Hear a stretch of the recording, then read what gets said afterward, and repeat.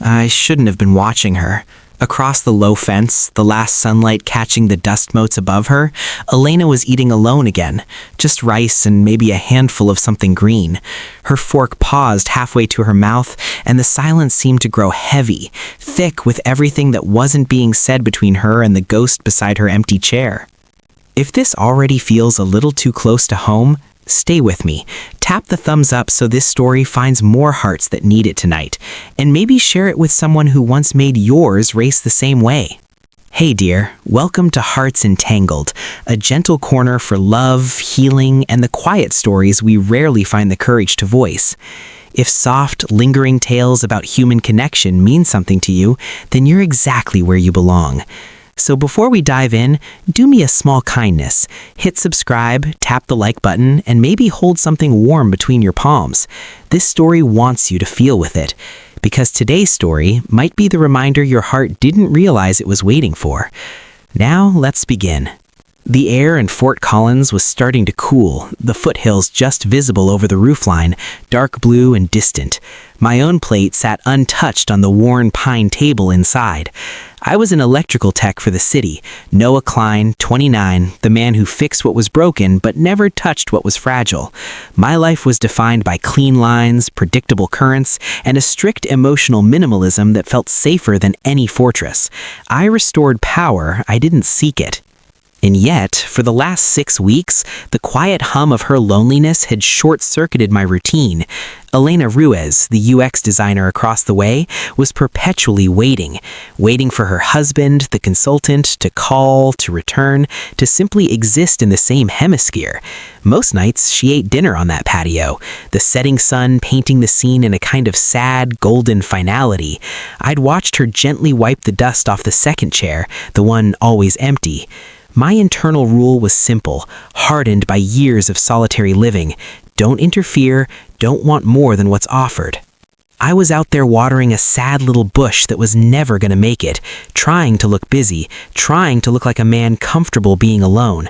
My silence was a shield. Hers felt like a plea. She finally pushed her plate away, sighing, and ran a fingertip over the edge of the glass tabletop. It was a gesture of profound resignation, and it broke the circuit I'd been trying to maintain. I shouldn't have moved. I shouldn't have spoken. I turned the hose off, letting the sudden quiet of the trickling water in the dirt become the only sound. The rice looks good, my voice rougher than I intended, like sandpaper against silk. She jumped slightly, turning. Her eyes, dark, tired, but beautiful, met mine without flinching. It's fine. Thanks, Nella. It's just, you shouldn't have to get used to it, I found myself saying, the words coming from a place I hadn't cleared for public use. No one should get used to eating alone when someone promised they'd be there. The air felt thin. She didn't argue, she just looked at me, really looked, and in her eyes was the sudden, shocking recognition of a shared, quiet grief. She gripped the edge of the table, her knuckles white. I don't know what to say to that. You don't have to say anything, I managed, retreating, stepping back toward the shadow of my own house, but I knew it was a lie. The words were out, the line had been crossed, the promise of my life, safe, quiet, and unentangled, was already dissolving.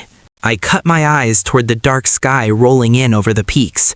A deep, heavy rumble followed, not yet rain, but the sound of something inevitable arriving. A tremor of thunder rolled in the distance, and I realized I had just crossed a line I couldn't uncross. The power was out. I could feel the difference in the air before I even woke fully, a heavy, dead silence where the familiar mechanical hum of the neighborhood usually lived. Rain was sheeting against the windows now, a proper Colorado storm, loud, insistent, and washing away the last of the heat. I got dressed in the dark, already pulling the mental schematic of the local grid. This was my language. This was my comfort. I could fix this. I walked the perimeter of her house first, flipping the breakers, checking the junctions outside. The main issue was down the street, but I could at least get her exterior lights back on. A few clicks, the satisfying thunk of a system reconnecting, and the soft amber glow of the porch light flickered back to life, cutting a warm, fragile path through the rain-slicked night. I was back inside, drying my hair with a towel, when I heard it. A quiet, resolute knock. It wasn't frantic, it wasn't a plea, it was firm, almost ceremonial, like someone arriving for a planned appointment. I opened the door, and the glow of her restored porch light framed her. Elena wasn't crying. Her face was calm, pale, and completely resolved. She looked like a woman who had just reached the end of a very long, quiet calculation. "Noah," she said, the rain whispering on her jacket, "I saw the light come back on. Thank you. It's my job. I'll get the rest of the block soon." She stepped forward, closer to the threshold, but didn't cross it. She didn't look like a distraught wife. She looked like an accountant settling a debt. "It wasn't just cheating," she stated, her voice even, the revelation falling between us like a perfectly weighted stone. "The apartment in Denver, the client work he said was urgent, he's been quietly planning to relocate to Phoenix, without me. He told a friend, he assumed I'd adapt when the paperwork came." I said nothing. There was no suitable response to that kind of calculated cruelty. She finally met my eyes, and the resolution in them was breathtaking. "I just need one night. Not for anything dramatic. I just can't sit in that house tonight, knowing I was supposed to be a footnote in his life plan." The question hung there, an unsaid request for shelter, for sanity. I looked at the rain, the glowing porch light, and then back at her steady, strong face. "Come in, Elena," I said, stepping aside. "No conditions." Domestic stillness replaced the tension. We didn't rush. I made strong, warm tea, Earl Grey, and we sat at my kitchen table, the only light from the single gas burner on the stove and the spill of the outside lamp. We didn't talk about him, or Phoenix, or the paperwork. We talked about the quiet storm, the strange silence the power outage had gifted the night. Eventually, the shared space grew too intimate for talk. I offered her the bed. I rolled an old sleeping bag out on the living room floor near the window and told myself I preferred the draft. Lying there, listening to the soft, even cadence of her breathing from the bedroom, a sound I was acutely aware of even through the thin walls, I found myself completely awake.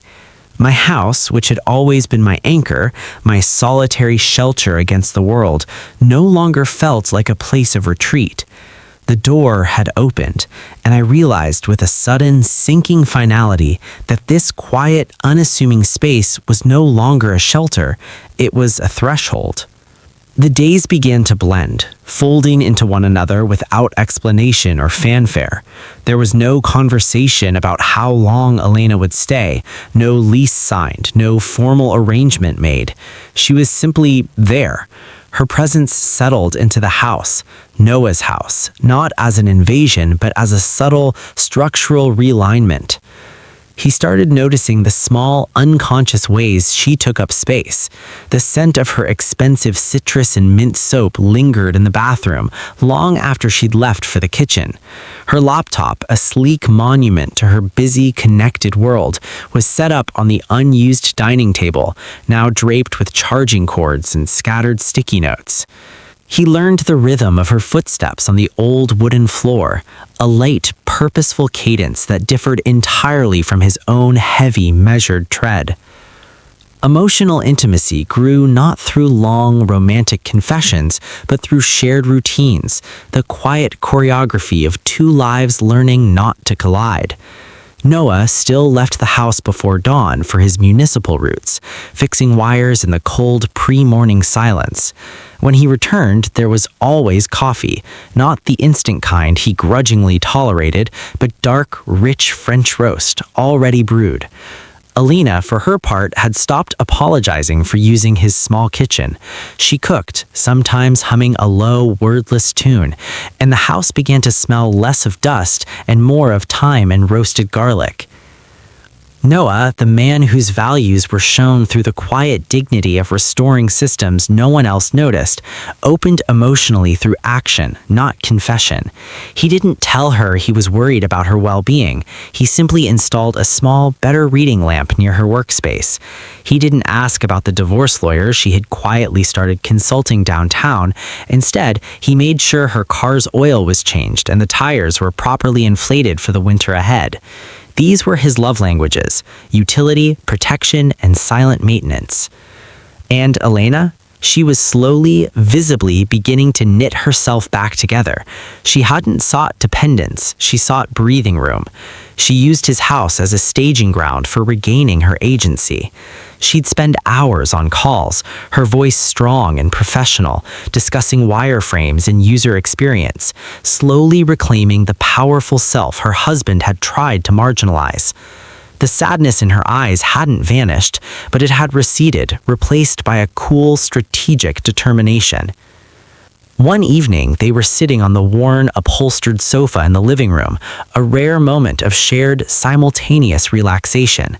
Noah was reading a technical manual, something about conduit specifications, and Elena was scrolling through a rental listing for a small apartment downtown.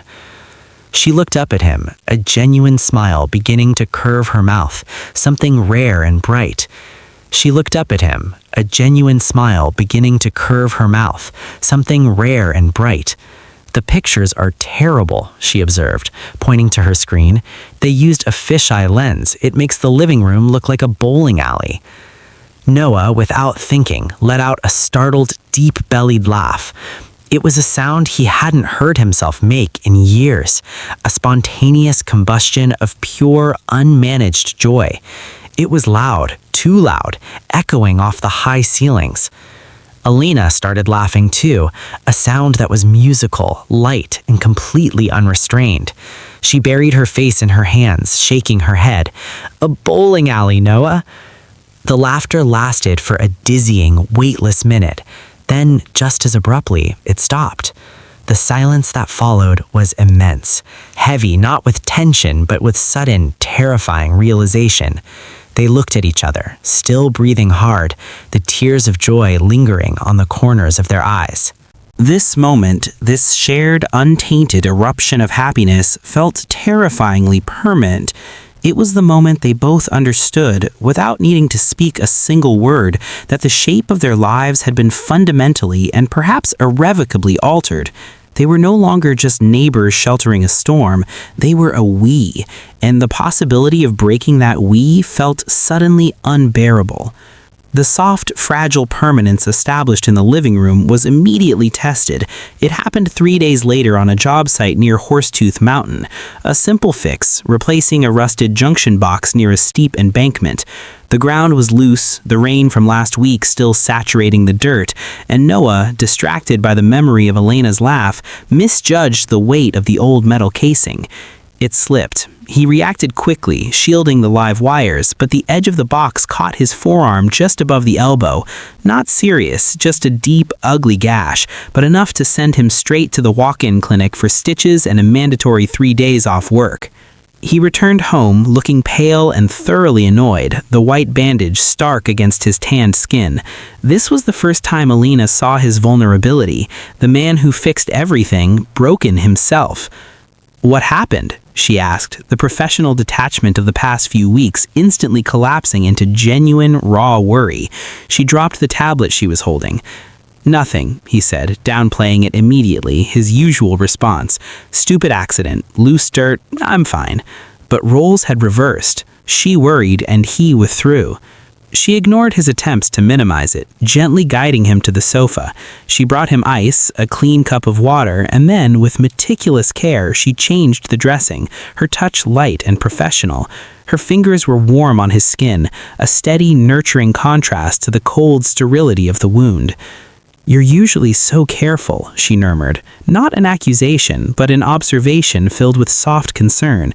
"Did you sleep last night?" He shook his head, looking away. "I was thinking about the transfer station. We're overdue for an inspection." No, Noah, she interrupted, pressing his hand lightly. You were thinking about this house. You were thinking about me. Don't lie to the person who just put antibiotic ointment on your biggest artery. The conversation deepened, quiet and profound over the next few days of his enforced rest. They talked about love versus obligation, about staying versus choosing. They spoke about the way systems, both electrical and emotional, could seem solid until one essential piece gave way. My marriage was a system built on his convenience. I was obligated to be the perfect component. I never chose to stay, not really. I just didn't choose to leave. That evening, a different kind of repair began. In the backyard, beneath the low, struggling fence that separated their old lives, Elena built a small, contained fire pit using a discarded metal drum. She didn't burn photographs or letters. She burned artifacts of her marriage. A hideous, expensive silk tie her husband demanded she buy him. A stack of corporate awards he insisted she polish. A single, ugly diamond earring she hated. They were small, mundane symbols of his entitlement, and watching them curl and turn to ash felt like a silent, cleansing ritual. Noah watched her, not helping, just bearing witness. The smell of smoke and burning silk hung heavy in the Colorado air when he finally decided to tell her his news. I was offered a job, he said, his voice flat. He watched the last piece of the tie disintegrate. She turned, her face smoky but unmarred, waiting. In Phoenix. The word hung between them, heavy and disruptive. It was a way out of the modest house, out of financial stress, and crucially, a way out of the complicated life that had unexpectedly settled around him. Elena absorbed the news with the same calm resolution she'd shown on the night she knocked on his door. She didn't look sad or betrayed. She looked thoughtful, as if he had just presented her with a complex wiring diagram that required study. Later that night, the embers still faintly glowing, she sat at her laptop again. She was searching for something. A new tab opened discreetly. She filled out a PDF form answering questions about income, employment, and references. It was a lease application for a small 2-bedroom apartment near downtown Fort Collins, signed cleanly at the bottom, Elena Ruiz. She submitted the form, a definitive click in the silent house, and then closed the laptop without telling Noah what she had done. The morning routine broke with the stark clarity of a dropped glass. It wasn't a fight or even a sudden confrontation. It was the simple, devastating absence of an expectation. Noah had come out of the shower, the steam clinging to the cool air, and the kitchen was unnervingly neat. No coffee brewing, Elena was sitting at the table, her laptop open but dark, and 2 boxes sat discreetly by the back door. Not large moving boxes, but the size of things one might carefully curate to take on a long journey. She was wearing a simple silver chain, something he hadn't seen before. It rested lightly against the collar of a soft, cream-colored sweater. She looked ready. Not ready to run, but ready to move. I found a place, she said, her voice low and steady, anticipating his question before he could form it. Noah leaned against the doorframe, the clean scent of his soap mixing with the faint, lingering smell of last night's backyard smoke. He hadn't expected this to be the end. Not today, not so clean. He had been preparing for the complication of the Phoenix offer, the messy conversation about their future. He hadn't prepared for her independent choice to simply leave his physical space. Downtown, she continued, her eyes meeting his without apology. A small apartment near the park. It's close to the coffee shop where I actually meet my clients. She paused, letting the implication land. She was choosing Fort Collins, choosing herself, choosing a life she could sustain. I'm moving, Noah. Not away, but forward. The words were a powerful relief and a profound blow all at once. The silent tension that had defined their last few weeks finally snapped. He pushed off the doorframe and walked into the center of the room. I got the acceptance letter for the job. Elena looked up, her expression unreadable. Phoenix? Yes, it came yesterday. Lucrative, the kind of money that fixes everything. He watched her face, searching for a sign. Disappointment, sadness, a plea for him to stay. I haven't called them back. They stood separated by the pine kitchen table, the silence stretching taut between them. Everything they felt, everything they had grown into together, coalesced in that moment. They had built a profound, quiet intimacy based on witnessing and respecting the other's need for space. To ask the other to stay now would be to violate the very foundation of their connection. It would be obligation masquerading as love. Elena didn't ask him to turn down the job. She simply said, "It sounds like a great opportunity for you, Noah." He didn't ask her to change her mind about the apartment. He simply replied, "You need your own door to close, Elena." The emotional climax of their story happened in this restraint, in the powerful, difficult dignity of choosing not to demand ownership over the other's future. It was the deepest form of love they knew how to offer, the permission to fly away, even if it meant flying away from them. A little later, when the small boxes were in her sedan and the engine was running, Elena turned back at the edge of the low fence. She reached into her pocket and pulled out a small object, a single smooth gray river stone. It wasn't precious or expensive. She had simply picked it up from the garden one afternoon, twirling it idly while she talked on the phone.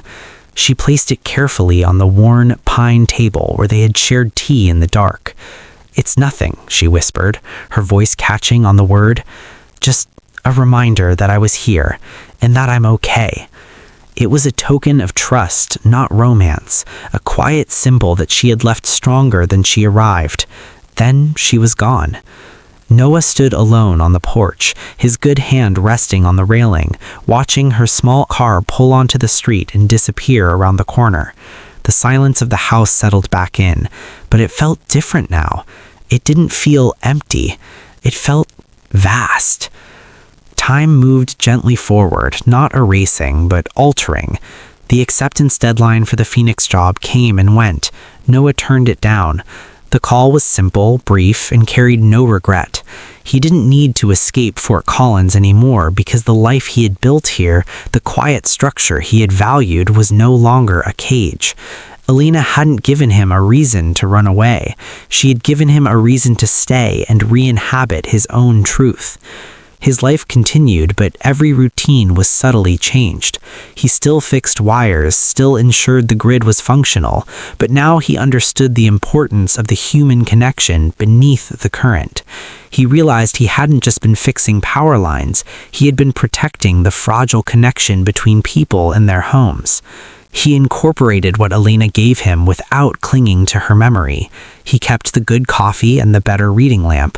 He even started using the kitchen table for meals instead of retreating to the sofa, learning to enjoy the space that once felt too large for one person. He saw her sometimes, a distant wave from her window downtown or a shared glance across the produce aisle at the grocery store. It was a comfortable, uncomplicated awareness. The recognition of a profound bond that didn't require proximity to exist. They were two systems that had temporarily merged and now spun on parallel, independent orbits, both stronger for the interaction. Months later, the evening air was soft, carrying the first light scent of spring lilacs. It was warm enough for dinner outside again, the old familiar ritual. Noah carried his plate out to the back patio. He had grilled a simple piece of salmon. He set the plate down on the glass tabletop, the one Elena used to wipe clean, with a sigh. Then, instead of sitting, he walked back inside. He returned a moment later with a second plate, a clean, empty one, and set it across the table from his own. He didn't do this out of expectation or lingering hope or some sad desire for her return. He did it because he had learned that space was meant to be shared. He did it because he had learned that the promise of a life lived fully includes holding space for the love, joy, and laughter that had once occupied it. The empty plate was a witness, a testament to the person he had become. He sat down, alone, and ate his dinner in the lengthening shadow of the foothills. When he was finished, he carried the two plates back inside. As he closed the back door, he hesitated for a long moment, his thumb hovering over the switch. He left the porch light on, not for her, but for himself. A steady amber glow against the approaching dusk, a quiet sign that the shelter was no longer just a shelter. It was a beacon. The light that had once brought her in from the rain was now simply left on, a subtle testament that some endings don't break you. They just ask you to witness the new light